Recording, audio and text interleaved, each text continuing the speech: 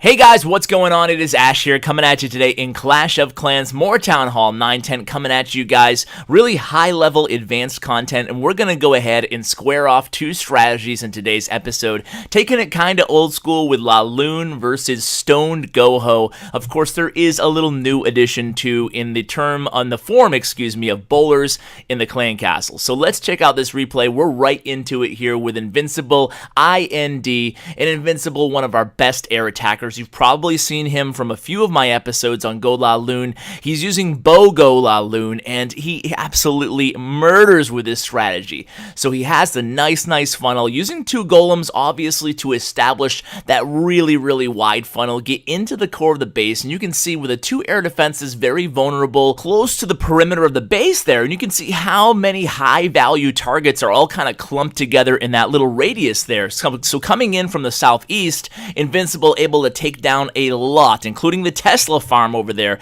Kind of a cool base, but a little bit vulnerable to these air attacks. Tesla farm down, one air sweeper down, clan castle down, archer queen down, you name it, Invincible took care of it using the kill squad, and look at this, all his troops are still alive, hasn't even used the archer queen ability. That's why bringing 2 or 3 golems on these attacks lately is so popular right now at Town Hall 9, because there's just not the defensive capability in these bases at Town Hall 9 anymore to be able to stop an army that's well executed or an attack that's well executed using 2 or 3 golems. I mean, 2 golems on air attacks, 3 golems on ground attacks. If you're rolling 3 golems and you can funnel them into the core of the base, the rest of your kill squad or your back end troops are going to have a really easy time breezing through the base. Now, this wasn't a picture perfect attack. I don't know what is. I don't know what you can critique in this attack. It's absolutely perfect. I don't think he lost one balloon. Just beautiful deployment of the balloons, even on the very back end to distract that wizard tower.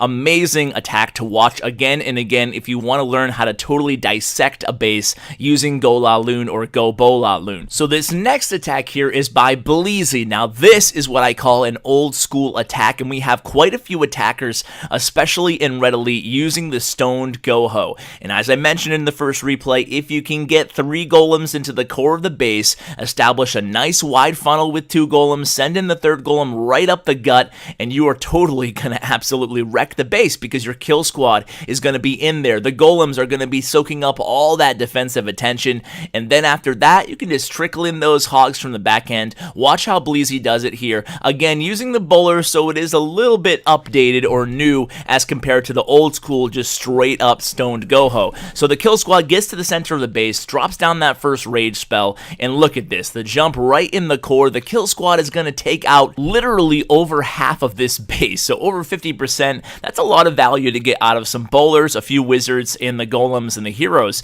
So now all he has to do, now that the troops are right into the core exactly where he wants them, utilizing that jump spell to really access more than half of the base at this point. At that point, it's really easy. It's kind of like a boner attack at Town Hall 11 or 10, where you're using your kill squad to get very deep in the base. That's naturally going to carve out the entire perimeter of the base, and then you can just send in the back end hogs or loons or in boner attacks miners to really just go wrap around the rest of the remaining base. And this is really textbook what you want out of a good GoHo attack. Maybe hold back a few more hogs for the back end to come in from like 9 o'clock, but either way, doesn't even need them. He has all his bowlers still alive again. He has a bunch of hogs alive. He has heroes still at full health, looking really good, or at least the queen at full health. But you can see 3-star attack by Bleezy using the old school meets the new school bowlers with the Stoned GoHo. Let's watch another Invincible IND. Little heads up here, we're going to be sharing just 2 attackers here. I want you to comment below, which strategy do you like better? Which attacker are you more impressed with? I want to hear from you guys. I want to see what you've been doing in your clan, what your clanmates have been doing. I'd like to stay on top of what you guys are up to, especially at Town Hall 9, where the strategy is more diverse than ever in terms of what can be successful at Town Hall 9 in attacks. So Town Hall 9 getting maybe a little bit easier, but hey, that's the way the game progresses. Town Hall 11 should be getting more difficult, even though it's kind of really not, but whatever. Town Hall 10 is still difficult in my opinion, and in Town Hall 9 is getting a little bit easier. But you can see the fact that things are a little bit easier, especially using the bowlers in the clan castle, gives you a little bit more leeway to try out strategies that previously you may not have been super comfortable with. So again, back to Invincible Invincible's attack here. He establishes the really wide, nice, calm, cool, collected funnel with the kill squad, getting them into the core again, not getting as lucrative an output from the kill squad as he did in the previous replay, but that's totally fine because check out this beautiful deployment here, the air portion, the LaLoon portion of this raid. Really going to use a sweeping motion to cover the rest of this remaining base, and still, kind of like his first replay, or kind of like both of the first replays, you're using your kill squad to carve out the base, and then there's only about 50% or less of the base left, usually wrapped around the perimeter, and you can just trickle in your balloons, utilize those haste spells, and you're looking absolutely golden. Haste spells were definitely the best thing that's ever happened to LaLoon attacks, and I think they're still underused. I see some people still using rage spells.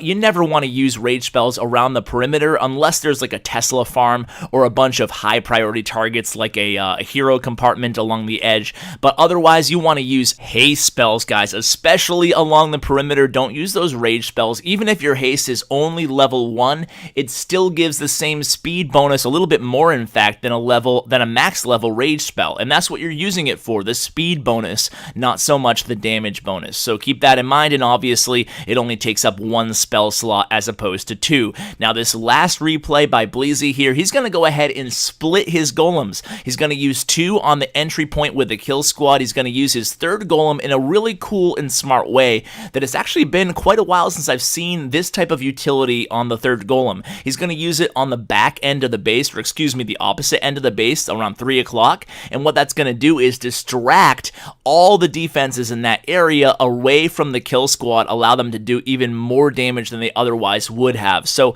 while you watch the rest of this replay, I did want to do something a little bit different. I'm going to do the CWA community CORK board, but before that, I do want to give a channel shout out because recently Cast and Blast, who's a great YouTuber, he has somewhere around 10,000 subscribers, but I think his content really truly ranks among the best in the game, so go ahead and check out his channel.